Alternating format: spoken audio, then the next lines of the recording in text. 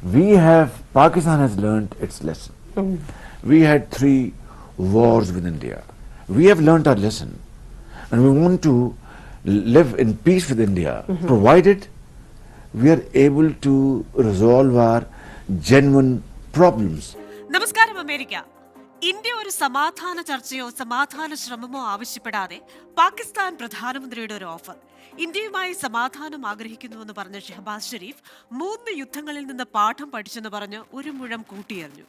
യുദ്ധം വറുതിയും തൊഴിലില്ലായ്മയും ദുരിതവും മാത്രമേ നൽകിയെന്ന് പറഞ്ഞ് ഇനി നമുക്ക് സുല്ലിട്ട് നല്ല കുട്ടികളാകാമെന്നൊരു ആഗ്രഹവും മുന്നോട്ട് വെച്ചു. പാക് പ്രധാനമന്ത്രി ആഗ്രഹങ്ങളുടെ പട്ടിക നിരത്തിയിട്ടത് അൽ അറാബിയ ടിവിക്ക് നൽകിയ അഭിമുഖത്തിൽ. പാകിസ്ഥാൻ ഇത്ര വലിയ മനംമാറ്റമോ എന്ന് ഇന്ത്യക്കോ ലോകത്തിനോ ചിന്തിക്കാനാകും മുന്നേ മലക്കം മറിച്ചിൽ. പറഞ്ഞ് നാക്ക് വായിലിടും മുൻപ് പറഞ്ഞതൊക്കെ വിഴുങ്ങി ഷഹബാസ് ഷെരീഫ്. പിന്നാലെ വരുന്നു PM ഓഫീസിന്റെ പ്രതികരണം. പറഞ്ഞതിൽ ഒരു തിരുത്തുണ്ട്. കശ്മീരിന്റെ സ്റ്റാറ്റസ് 2019 ഓഗസ്റ്റ് 5 മുൻപുള്ള അവസ്ഥയിൽ എത്തിച്ചാൽ മാത്രമേ സമാധാനത്തിന് സ്കോപ്പുള്ളൂ എന്നാണ് ആ തിരുത്ത്. എന്തായാലും ഭാഗ്യം, പാക് പ്രധാനമന്ത്രിയുടെ പ്രസ്താവന വന്നപ്പോഴോ തിരുത്ത് വന്നപ്പോഴോ ഇന്ത്യയുടെ ഭാഗത്തു നിന്ന് ഔദ്യോഗിക പ്രതികരണമൊന്നും ഉണ്ടായില്ല. എന്തായിരുന്നു ഓർക്കാപ്പുറത്തെ ഈ പ്രസ്താവനയ്ക്ക് പിന്നിൽ? എന്തുകൊണ്ട് മണിക്കൂറുകൾക്കുള്ളിൽ പ്രസ്താവന പിൻവലിച്ചു? ഇപ്പോഴേ പട്ടിണിയും പരിവട്ടവും കാർന്നു തിന്നുന്ന പാകിസ്ഥാന്റെ ഭാവി എന്താകും? ഇന്ത്യ പാക് ബന്ധം ഏത് രീതിയിൽ വിഭാവനം ചെയ്യപ്പെടും? ആഗോള രാഷ്ട്രീയ സാമ്പത്തിക ക്രമത്തെ ഇത് എങ്ങനെ വിഭാവനം ചെയ്യും? American dialogue powered by hedge New York ഈ വാരം ചിന്തിക്കുന്നതും ഇതാണ്: മലക്കം മറിച്ചിൽ എന്തിന്?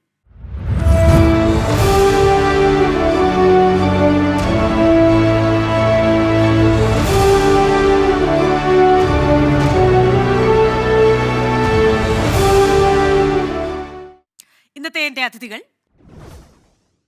റിട്ടയർഡ് ആർമി കമാൻഡോയും ഗാലൻട്രി അവാർഡ് ജേതാവും പ്രശസ്ത മലയാള ചലച്ചിത്ര എഴുത്തുകാരനും നടനുമായ major Ravi, Indian army retired മേജറും യുണൈറ്റഡ് നേഷൻസ് അസോസിയേഷന്റെ പാർലമെന്റേറിയനും ഫ്ലോറിഡ സിഖ് സൊസൈറ്റി പ്രസിഡന്റുമായ major Daljeet Pannu, Indian air force മുൻ സേവകനും ട്രേഡ് എയർ ഡിഫൻസ് സിസ്റ്റം ഓപ്പറേറ്ററും റെസ്പിറേറ്ററി കെയർ പ്രാക്ടീഷണറുമായ സെബാസ്റ്റ്യൻ ഷെറിൽ, നിലവിൽ ലോക കേരള സഭാംഗവും ഫൊക്കാന ട്രസ്റ്റി ബോർഡ് അംഗവും ഫൊക്കാന മുൻ ജനറൽ സെക്രട്ടറിയുമായ സജിമോൻ ആന്റണി എന്നിവരാണ്.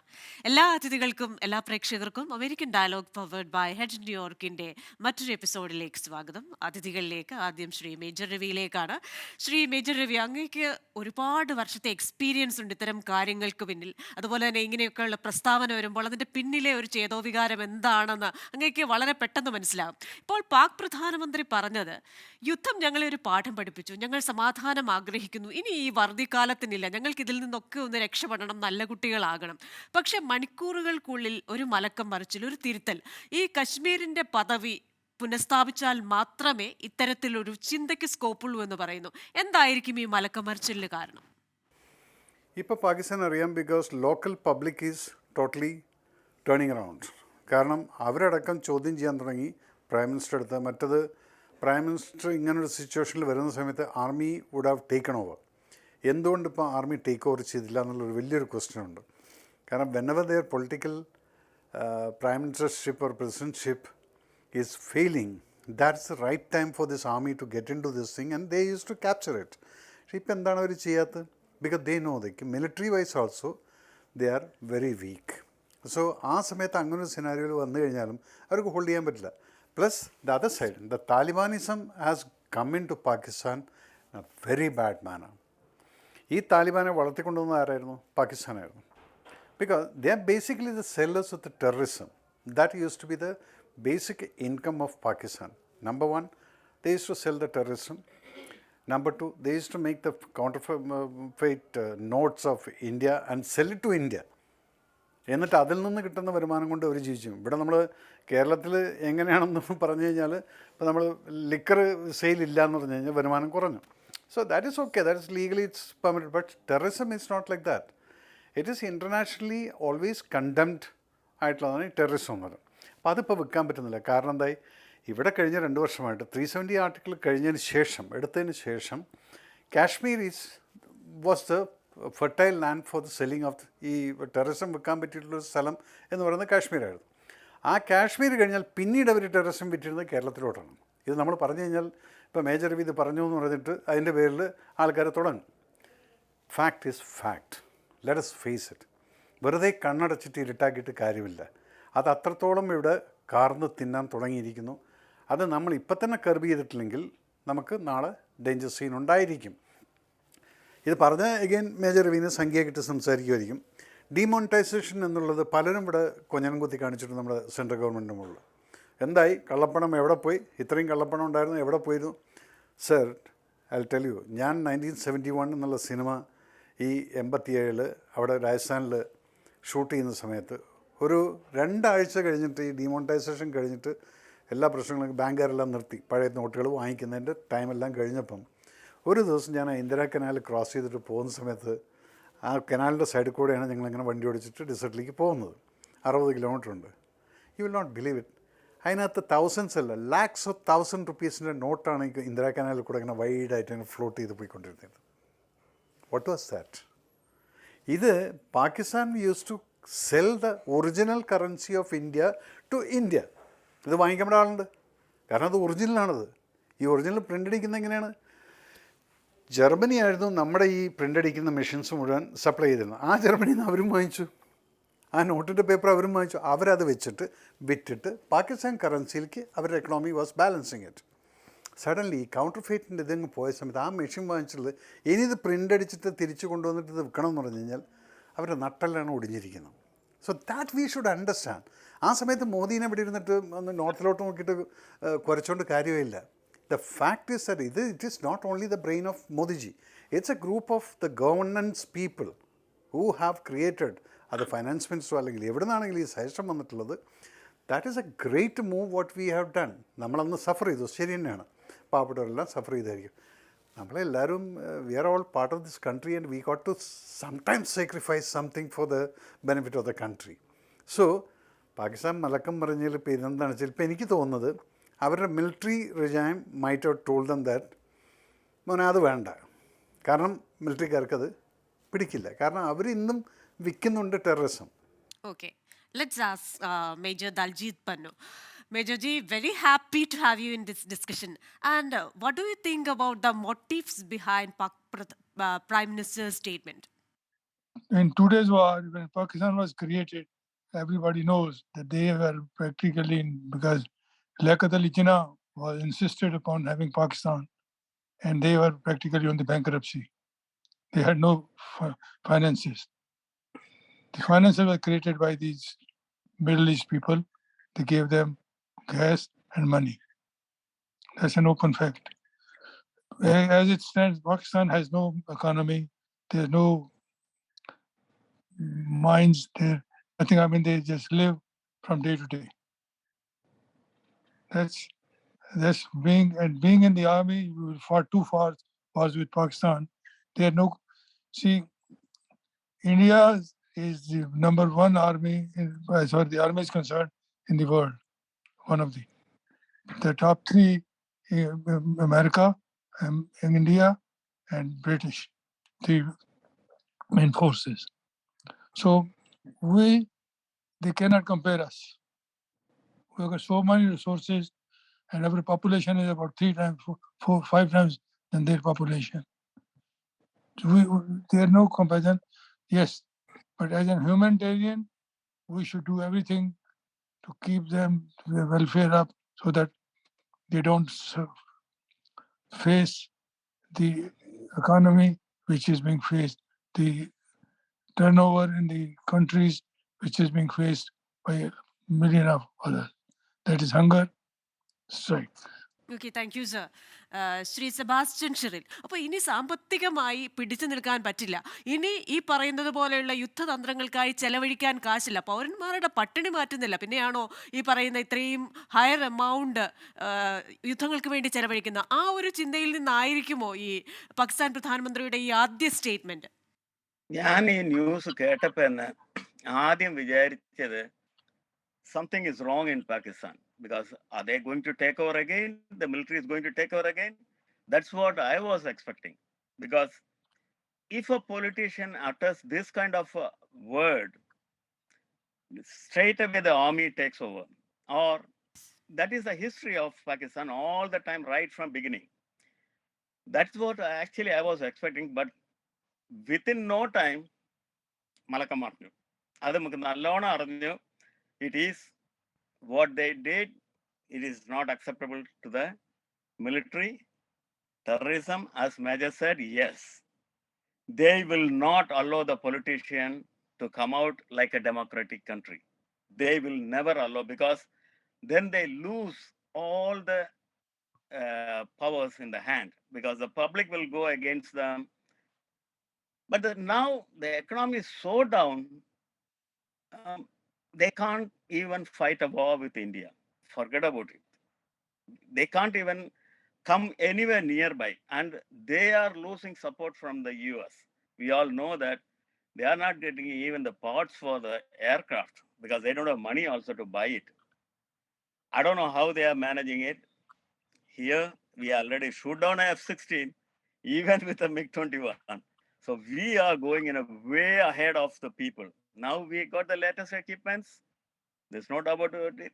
And as Major has said, Major Ravi has said, yes, it was kind of when you change the currency, it was kind of a problem for the normal people who doesn't have a bank account, who just uses the cash.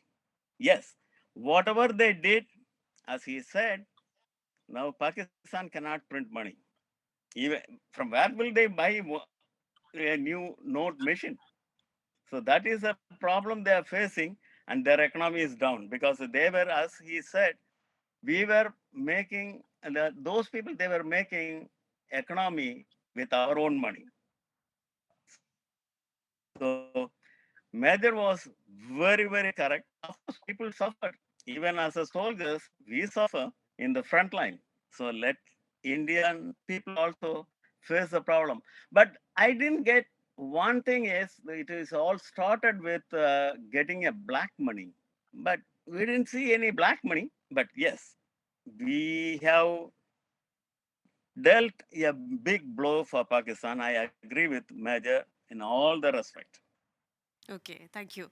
Shri Sajimon Antony, ഇപ്പൊ നമുക്കറിയാം സിയാച്ചിൻ എന്ന് പറയുന്നത് ലോകത്തിലെ ഏറ്റവും ഉയരം കൂടിയ ഒരു വാർ front ആണ്. ഇപ്പൊ സിയാച്ചിനിൽ ഒരു ദിവസം, ഞാൻ മനസ്സിലാക്കുന്ന ഒരു ദിവസം അവിടുത്തെ സൈനിക ചെലവ് മാനേജ് ചെയ്യണമെങ്കിൽ 5 കോടി ഇന്ത്യൻ രൂപ വേണം എന്നതാണ്. ഇപ്പൊ പാകിസ്ഥാനെ സംബന്ധിച്ചിടത്തോളം അതൊരു ട്രൈ ന്യൂക്ലിയർ ജംഗ്ഷൻ എന്നൊക്കെ നമ്മൾ വിളിക്കുന്ന സ്ഥലമാണ്. ഇപ്പൊ പാകിസ്ഥാനെ സംബന്ധിച്ചിടത്തോളം അത്രയധികം പണം അവർക്ക് ചിന്തിക്കാനാവുന്നതിനും അപ്പുറമാണ് ഒരു ദിവസത്തെ ഒരു മിലിറ്ററി മാനേജ്മെന്റ് എന്ന് പറയുന്നത്. അപ്പോൾ ഈ സിയാച്ചിൻ മാത്രമല്ല, നിരവധി കാര്യങ്ങൾ മാനേജ് ചെയ്യപ്പെടണം. മറ്റൊന്ന്, ചൈനയുടെ ഒരു ഇക്കണോമിക് സ്ലേവ് അല്ലെങ്കിൽ ഒരു സാമ്പത്തിക കോളനി എന്ന നിലയിൽ വന്ന ശ്രീലങ്കയുടെ അവസ്ഥ നമ്മൾ കണ്ടു. അതേ അവസ്ഥ തന്നെയാണ് പാകിസ്ഥാൻ എന്ന് പറയുന്ന സർവേ റിപ്പോർട്ടുകൾ പാകിസ്ഥാനിൽ നിന്ന് തന്നെ വരുന്നുണ്ട്. അവർ തന്നെ പറയുന്നു, ഈ ചൈനയുടെ സാമ്പത്തിക സഹായം നമുക്ക് പ്രത്യേകിച്ച് ഒരു ഗുണവും ചെയ്യുന്നില്ല എന്ന ഒരു കണ്ടുപിടുത്തം നടത്തിയിരിക്കുന്നു. അപ്പോൾ ഇത്തരം കാര്യങ്ങൾ നോക്കുമ്പോൾ ഈ ഒരു പ്രസ്താവന, ആ പ്രസ്താവനയിൽ നിന്നുള്ള ഈ മലക്കം മറിച്ചിൽ, ഇതൊക്കെ നമുക്ക് എങ്ങനെ കൂട്ടി വായിക്കാം? പാകിസ്ഥാൻ പ്രൈം മിനിസ്റ്ററുടെ ഇന്നത്തെ കഴിഞ്ഞ ദിവസം നടന്ന ആ പ്രസ്താവനയെ നമ്മൾ ഒന്ന് വിശദീകരിച്ച് നോക്കുകയാണെങ്കിൽ നമ്മളൊരു 75 വർഷം പുറകോട്ട് പോയി ഒന്ന് ചാഞ്ഞു നോക്കേണ്ട ആവശ്യകതയുണ്ട്. 1947 ഇന്ത്യയും പാകിസ്ഥാനും 2 കൺട്രി ആയിട്ട് 2 ബേബീസ് ആയിട്ട് പിറന്നു വീണ സമയങ്ങളിൽ ആ സമയത്ത് ഇന്ത്യ എവിടെയായിരുന്നു, പാകിസ്ഥാൻ രണ്ടുപേരും ഒരുപോലെയായിരുന്നു. അതിനുശേഷം ഇന്ത്യ ബഹുദൂരം മുന്നേക്ക് പോന്നു കഴിഞ്ഞു. ഇന്ത്യ ഇന്ന് ലോകത്തിൽ 5ാമത്തെ വലിയ ഇക്കണോമിയാണ്. India military, in times of military, in times of economy, in times of morality, you name anything, India പാകിസ്ഥാനേക്കാളും ബഹുദൂരം മുന്നിലാണെന്ന് മാത്രമല്ല ഒരു ഗ്ലോബൽ ഫിനോമിനനായി മാറിക്കഴിഞ്ഞിരുന്നു. എന്തുകൊണ്ടാണ്? വേറൊരു വ്യത്യാസം എന്ന് പറഞ്ഞു കഴിഞ്ഞാൽ ലിറ്ററസി റേറ്റ് ആണ്. ബ്രിട്ടീഷുകാരെ ഇന്ത്യയും പാകിസ്ഥാനെയും രണ്ടായി വിട്ടുപോയപ്പോൾ നമ്മുടെ ലിറ്ററസി റേറ്റ് 13% ഇന്നത് ഇന്ത്യയിൽ 78% ആണ്. അത് പാകിസ്ഥാനിൽ 48% ആയിട്ടിരിക്കുന്നു. അപ്പോൾ വസ്തുതകൾ നമ്മൾ ഏത് ആംഗിൾ നോക്കിയാലും ഇന്ത്യ ബഹുദൂരം മിന്നലാണ്. എന്നാൽ 1947 മുതൽ ഇന്ന് വരെ നോക്കുകയാണെങ്കിലും ഇന്ത്യയും പാകിസ്ഥാനുമായിട്ട് ഏകദേശം 4 മേജർ യുദ്ധങ്ങളാണ് നടന്നിരിക്കുന്നത്. 1947 കാശ്മീർ യുദ്ധം നടന്നു. എന്തായിരുന്നു കാശ്മീർ യുദ്ധത്തിന്റെ പരിണിത ഫലം? ചില പോർഷന് ഇന്ത്യയുടെ കാശ്മീരിന്റെ ചില പോർഷന് പാകിസ്ഥാൻ അധിനിവേശ കാശ്മീർ ആകുകയും ഒരു മജോറിറ്റി പോർഷന് ഇന്ത്യയുടെ അധീനതയിൽ ജമ്മു കാശ്മീർ അല്ലെങ്കിൽ ലഡാക്ക് അല്ലെങ്കിൽ അങ്ങനെയുള്ള സെക്ഷനായിട്ട് ഇന്ത്യ കീപ്പ് ചെയ്യുകയും ചെയ്തു. അപ്പൊ എന്തായിരുന്നു ഇന്ത്യയും പാകിസ്ഥാനും തമ്മിലുള്ള കഴിഞ്ഞ 75 വർഷത്തെ ഒരു സങ്കീർണമായ പ്രശ്നം എന്ന് പറഞ്ഞു കഴിഞ്ഞാൽ ഒരു വേർഡിൽ നമുക്കത് പറയാൻ പറ്റും, അത് കാശ്മീർ ആയിരുന്നു. കാശ്മീർ ഇന്ത്യക്ക് എന്തുമാത്രം പ്രധാനമായ ആയിരുന്നോ 1947 മുതൽ ഇന്ന് വരെ, അതുപോലൊക്കെ തന്നെ പാകിസ്ഥാൻ മിലിറ്ററിയും പാകിസ്ഥാൻ ജനതയും ഭരണകൂടവും കാശ്മീരിനെ അതിന്റെ ഒരു പ്രസ്റ്റീജ് ആയിട്ട്, അതിന്റെ ഒരു ഇമേജ് ആയിട്ട് കാണിക്കുകയും അതിനുവേണ്ടിയായിരുന്നു ഈ യുദ്ധങ്ങളെല്ലാം നടന്നുകൊണ്ടിരുന്നത്. എനിക്ക് മുമ്പ് മേജർ പറഞ്ഞ രണ്ടുപേരോടും ചില കാര്യങ്ങൾ ഞാൻ യോജിക്കുകയും എന്നാൽ ചില കാര്യങ്ങൾ ഞാൻ വിയോജിക്കുകയും ചെയ്യുന്നു. ഒരു കാര്യം, പാകിസ്ഥാന്റെ ഇക്കണോമി മൊത്തത്തോടെ താഴെ പോകാനുള്ള ഒരു കാരണം നമ്മൾ 2019 അല്ലെ 2020 നോട്ട് ബന്ദി കൊണ്ടുവന്നതാണ് എന്ന് പറഞ്ഞു കഴിഞ്ഞാൽ ഞാൻ അതിന് എഗ്രി ചെയ്യത്തില്ല. കാരണം ഇന്ത്യയുടെ തന്നെ സാമ്പത്തിക വിദഗ്ധര് കാൽക്കുലേറ്റ് ചെയ്തതനുസരിച്ചിട്ട് 100% നോട്ടുകൾ, അതായത് നോട്ട് നിരോധനത്തിന്റെ പരിണിത ഫലം എന്ന് പറയുന്നത് എത്രമാത്രം നോട്ട് നിരോധിച്ചോ അത്രയും, അല്ലെങ്കിൽ പെർസെന്റേജ് വൈസ് പറയുകയാണെങ്കിൽ 100% നോട്ട് നിരോധിച്ചിട്ടുണ്ടെങ്കിൽ ആ 100% കൂടുതൽ നോട്ട് തിരിച്ചു വന്നിട്ടുണ്ട്. അപ്പം പെർസെന്റേജ് വെച്ച് നോക്കുവാണെങ്കിൽ വലിയൊരു ബെനിഫിറ്റ് ഇന്ത്യൻ ഇക്കണോമിയിട്ട് ഉണ്ടായിട്ടില്ല. എന്നാൽ ഇന്ത്യയിലെ സാധാരണക്കാരായ ജനങ്ങൾക്ക് ഒത്തിരി ദുരിതങ്ങൾ അനുഭവിക്കുകയും, കാരണം ഇന്ത്യൻ ഇക്കണോമി ഒരു ക്യാഷ് ബേസ്ഡ് ഇക്കണോമി ആയിരുന്നു. അത് സ്ലോലി ഒരു ഡിജിറ്റൽ ഇക്കണോമി ആയിട്ട് വരുന്നതേ ഉള്ളൂ. എന്നാൽ അപ്പൊ ആ ഒരു കാരണം ഈ പാകിസ്ഥാൻ പ്രൈം മിനിസ്റ്റർ പറഞ്ഞ റീസണുമായിട്ട് വലിയൊരു ബന്ധമുണ്ടെന്ന് ഞാൻ വിചാരിക്കുന്നില്ല. അതുകൊണ്ട് തന്നെ ആർട്ടിക്കിൾ 370 എടുത്തു കളഞ്ഞത് വലിയൊരു നേട്ടമാണ് ഇന്ത്യ ഗവൺമെന്റിനെ സംബന്ധിച്ചോളം, ഇന്ത്യൻ ജനതയെ സംബന്ധിച്ചിടത്തോളം. എന്നാൽ നമ്മൾ ഇത് ഓർക്കണം, എന്തായിരുന്നു ആർട്ടിക്കിൾ 370 എന്ന് പറയുന്നത്? 1947 ഇന്ത്യയുടെ കൂടെയോ പാകിസ്ഥാന്റെ കൂടെയോ പോകാനായിട്ട് കാശ്മീർ അന്ന് തയ്യാറായിരുന്നില്ല. ആ സമയത്ത് 1947 ആദ്യത്തെ യുദ്ധം ഉണ്ടാവുകയും ആ യുദ്ധത്തിന്റെ പരിണത ഫലമായിട്ട് കാശ്മീരിന് ഇന്ത്യയുടെ സഹായം ആവശ്യമാകുകയും അത് ഇന്ത്യ ഒരു ഓപ്പർച്യൂണിറ്റി ആയിട്ട് അതിനെ കണക്കാക്കി അന്നത്തെ പ്രൈം മിനിസ്റ്റർ ശ്രീ ജവഹർലാൽ നെഹ്റു ഒരു മുന്നോട്ട് നോക്കി കല്ലെറിഞ്ഞ് ഒരു പ്രത്യേക 370 കൊടുത്തുകൊണ്ടാണെങ്കിലും ഇവരെ, അതായത് കാശ്മീരിനെ ഇന്ത്യയുടെ പാർട്ടാക്കുകയാണ് ചെയ്തത് ബേസിക്കലി. അതിനുശേഷം എന്തുകൊണ്ട് ഈ 370 ഈ കഴിഞ്ഞ 75 വർഷം കൊണ്ട് മാറിയില്ല എന്ന് ചോദിച്ചു കഴിഞ്ഞാൽ നിങ്ങൾ എല്ലാവരും എഗ്രി ചെയ്യും. കാരണം ഇന്ത്യയിൽ കഴിഞ്ഞ 75 വർഷത്തില് 2/3 മജോറിറ്റിയിൽ പാർലമെന്റ് രാജ്യസഭയും അല്ലെങ്കിൽ ലോകസഭയും വന്ന ചരിത്രം വളരെ വിരളമാണ്. ഇനി ഏതെങ്കിലും അവസരങ്ങളിൽ ഉണ്ടായിരുന്നുവെങ്കിലും അന്നത്തെ ഗവൺമെന്റ് പ്രിയോറിറ്റി ഒന്നും ഈ ആർട്ടിക്കിൾ 70 മാറ്റിക്കളയുക എന്നുള്ളതായിരുന്നില്ല എന്നുള്ളതും ഒരു വസ്തുതയാണ്. എനിക്ക് തോന്നുന്നത് പാകിസ്ഥാൻ പ്രൈം മിനിസ്റ്ററിനെ ഇപ്പം ഫോഴ്സ് ചെയ്ത ഒരു കാര്യം എന്ന് പറയുന്നത് 2 M ആണ്. M for military, M for militant. ഈ രണ്ട് സാധനവും പാകിസ്ഥാന്റെ ശാപമാണ് കഴിഞ്ഞ 75 വർഷമായിട്ട്.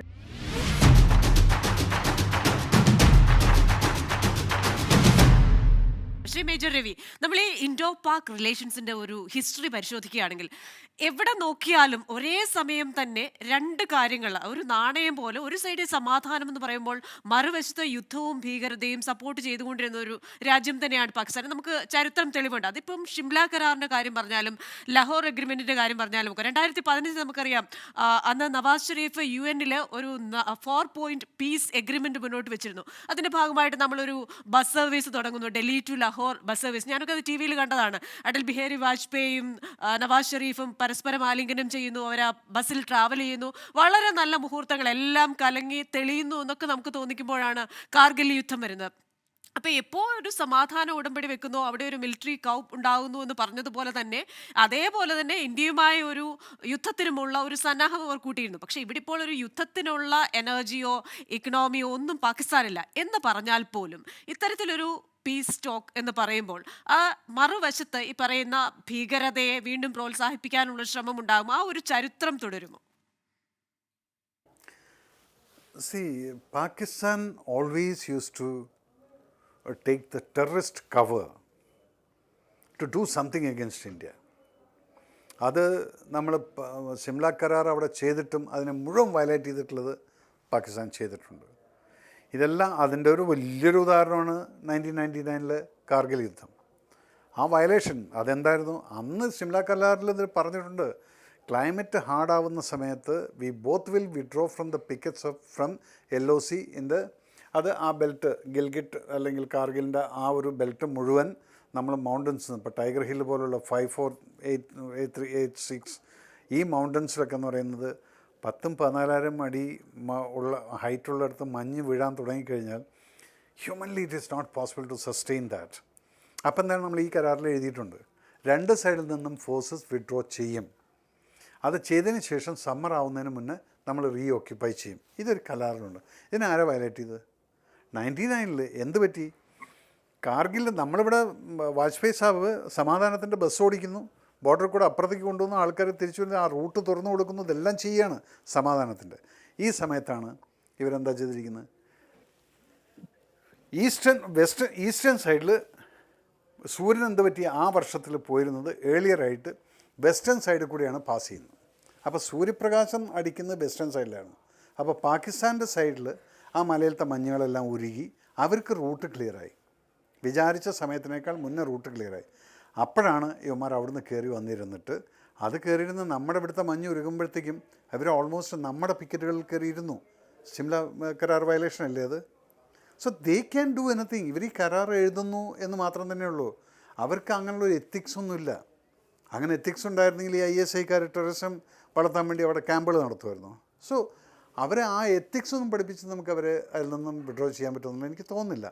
അപ്പോൾ സിംല കരാർ എന്നല്ല, ഇനിയിപ്പോൾ ഏത് താഷ്കൻ കരാർ വെച്ചാലും ഏത് കരാർ വെച്ച് കഴിഞ്ഞാലും അവരുടെ ആറ്റിറ്റ്യൂഡ് ഇതാണ്. കിട്ടുന്ന സമയത്ത് നമ്മൾ ഇന്ത്യനെ, ഇതെന്താ പ്രശ്നം എന്ന് പറയും, ഇവർ ഈ ജനങ്ങളെ ഇമ്പ്രസ് ചെയ്യാൻ വേണ്ടിയിട്ട് ജനങ്ങൾക്ക് കൊടുക്കേണ്ട സാധനങ്ങൾ കൊടുക്കാൻ പറ്റാതിരിക്കുന്ന സമയത്ത് അവരെ ഇമ്പ്രസ് ചെയ്തിട്ട് സ്പിരിറ്റ് കയറ്റിയാണ്. നമ്മൾ ഇന്ത്യനെ അടിച്ചൊതുക്കും, മറ്റതാണ് നമ്മളത് ചെയ്തിട്ട് ഈ പ്രൊപ്പഗണ്ട അടിച്ചുകൊണ്ടാണ് ഇവർ ജനങ്ങളെ വാഷ് ചെയ്തുകൊണ്ടിരിക്കുന്നത്. ആ ജനങ്ങളിൽ നിന്ന് ഇവർക്ക് ഇമ്പ്രഷൻ കിട്ടണമെങ്കിൽ ഇതുപോലുള്ള ഇടയ്ക്കിടയ്ക്ക് ഒരു മാന്തലും കൈയിട്ട് വാരലും ഇതൊക്കെ നടത്തും. But then end of the day what happens, they are week. They are week എന്ന് പറഞ്ഞാൽ നമ്മൾ ചെയ്യുന്ന കർമ്മത്തിൻ്റെ ഫലങ്ങളാണ് എന്ന് പറഞ്ഞാൽ നമ്മൾ ചെയ്യുന്ന കർമ്മത്തിൻ്റെ ഫലം നമ്മൾ തന്നെ അനുഭവിച്ചു തീർക്കണം. ഇത് തന്നെയാണ് ഇപ്പോൾ പാകിസ്ഥാനിൽ നടക്കുന്നത്. They have done lot of damages to us. എന്തായിരുന്നു ബംഗ്ലാദേശ് എന്ന് പറയുന്നത്? നമ്മളൊന്നും ചെയ്തതല്ല. ബംഗ്ലാദേശിന് ലക്ഷക്കണക്കിന് റെഫ്യൂജീസ് നമ്മുടെ ഇന്ത്യയിലോട്ട് കയറി വന്ന സമയത്ത് ഇവർക്ക് ചിലവിന് കൊടുക്കാൻ പറ്റാത്തൊരവസ്ഥ വരെയാണ് നമ്മുടെ രാജ്യത്തിന്. ഈ സമയത്താണ് നമ്മൾ അവരെ ഫ്രീഡം കൊടുത്തിട്ട് ഓക്കെ നിങ്ങൾ തിരിച്ചു പോകുന്ന നിങ്ങളുടെ രാജ്യത്തിൽ. പക്ഷെ അതിൻ്റെ ഡാമേജ് ഇന്നും നമ്മൾ അനുഭവിക്കുകയാണ്. ഈ റോഹിംഗ്യാസും ഈ ഗ്യാങ്ങൊക്കെ വന്ന് കൂടിയിരിക്കുന്നത് എങ്ങനെയാണ്? ആ മറവ് കൂടിയാണ് വന്നിരിക്കുന്നത്. So we always suffered and Pakistan always played with that. പക്ഷെ ആ പ്ലേയിലും ജയിക്കുന്നത് നമ്മൾ തന്നെയാണ്. കാരണം സത്യം നമ്മുടെ കയ്യിലാണ്. Major Daljit Pannu, when we analyze Pak politics, we know that it's always overpowered by some other elements in the society.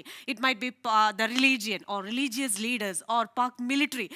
All these sections are more powerful than the politically elected leaders. So in this case, do you think that there are some unauthorized sections in the society who pressurize the Pak Prime Minister to correct the statement?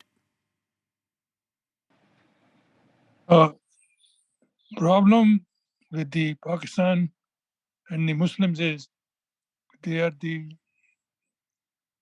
want to see only Muslims, nobody else. If you see wherever they have been, see the Middle East. At one time there used to be 22% of foreigners. Now there are only 5%. So what happened? So see, whereas in India we have welcomed everybody, even when the invaders came from the Middle East, they all came to India, they looted us, they went away, but we still kept our identity. And if you see that the Indian religion, Hinduism, has still stood firm, though they have been very washed over so many, tried to be washed over by Muslims so many times. So India has a great culture, and they have a lot of mineral aspects. You know, in till 1600th century, India was known as the golden sparrow of the world. I hope everybody knows that. Okay, market. Remember one thing: the gold rush in America came only in 1770s. There was no gold in America before. Gold came from India, so that's why India was known as the golden sparrow.